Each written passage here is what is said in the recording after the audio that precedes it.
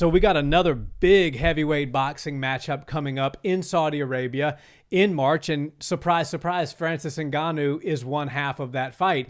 He's going to be taking on a guy that once called him a gimmick fight and said that he wasn't interested in sideshows. Well, boy, have things changed since Francis was able to knock down and look pretty damn competitive against Tyson Fury. AJ has now answered the call, and he's going to be his next opponent. Couple of things I want to unpack. One, AJ is a massive favorite in this fight, and that does surprise me a little bit, seeing as well as Francis did. Now, AJ did look spectacular against Otto Wallin in his last outing. I would venture to say probably the best version of AJ that we've seen to date.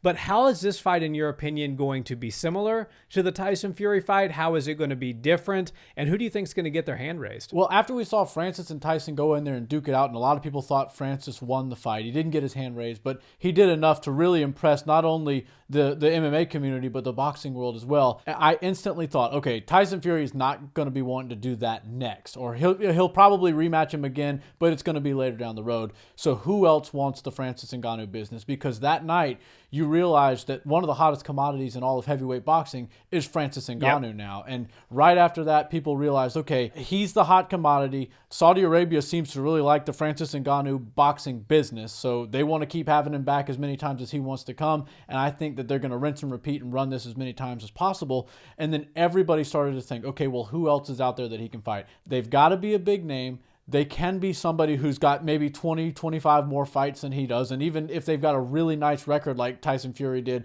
Deontay Wilder does, or Anthony Joshua does, you can put him in there and know he's going to be safe, he's going to do well, and it's going to be a fair competition. And all signs pointed right to AJ. I was like, okay, I know he's got that business with Otto Wallin coming up, but Anthony Joshua's the guy. He stubbed his toe a couple times as a professional. He looks like $1 million. He's got a massive following in his part of the world. He's known as a superstar. And Francis Ngannou versus him just makes sense. And it felt to me like that fight was all but done by the time we finished off the Francis versus Fury whole entire fiasco. And while now the whole world does see that Francis Ngannou is no joke in the boxing ring, and all of his opponents from here on out are going to take full training camps and take their camps seriously when they do prepare for him, I still feel like he's going to get slighted just a little bit, and the odds are a bit of a reflection on that. Yeah, the cat is certainly out of the bag as far as the skill level that Francis possesses within a boxing framework. I think Tyson Fury, Tyson has never had the Anthony Joshua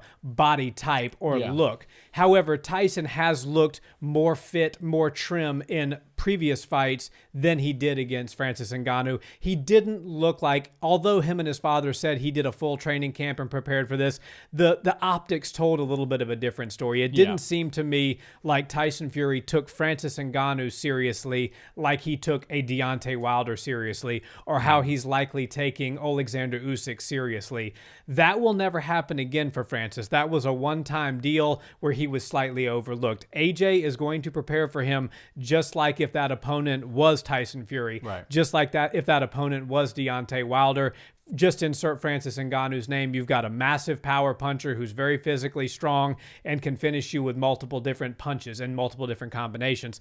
So, couple of things to consider here. One, AJ is a far more athletic person in general than Tyson Fury is. Tyson is, I would argue, a more technical boxer, but AJ is very young, very athletic, and his power was on full display against Otto Wallin. However, Francis Ngannou is very good at finding his target, and Tyson Fury, I would argue, has a far superior chin to AJ. I don't think any of us would argue that had AJ been cracked with the shot that Fury was cracked with the first time he fought Wilder, that he would probably not have gotten up from the canvas. So what you have to consider is Francis Ngannou hits just as hard as Deontay Wilder, and that's evidenced by the fact of, one, he registered the hardest punch in human history at the UFC's Apex, their training facility, and then two, he hit Fury with what was seemingly an off-balance, kind of weird time shot that didn't land flush and was still able to put the big man down. So when you couple that with the fact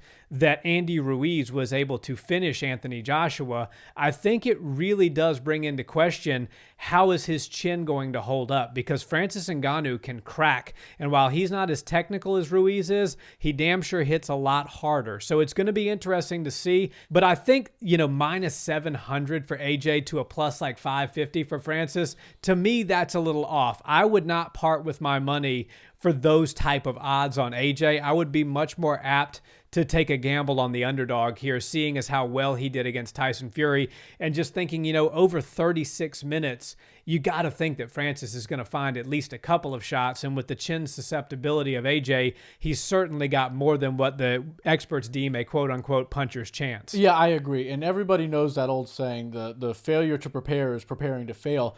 And I think that Tyson Fury and his camp were like, look, there's virtually no way this guy's beating us. There's almost no way he's going to be able to last the entire 10-round fight with us. And then they were just met with way more adversity once the fight started than they had ever anticipated. They couldn't have even dreamed up the amount of competition that Ngannou was going to bring in there. And obviously, the only person that touched the ground or touched the canvas in that fight was Tyson Fury. And I believe as soon as Tyson touched the ground and then, Francis let him get up and everything like that, Tyson went from I'm playing with this guy immediately to I'm not going to lose to this guy. He never at one point was like, I'm going to go win this fight. And I think if he went in with a different mentality and a full camp, the fight would have looked totally different. But that's not the reality. What the reality is he went in there underestimating a guy and got in a fight that was way more difficult than he had ever anticipated. Anthony Joshua needs to learn from that.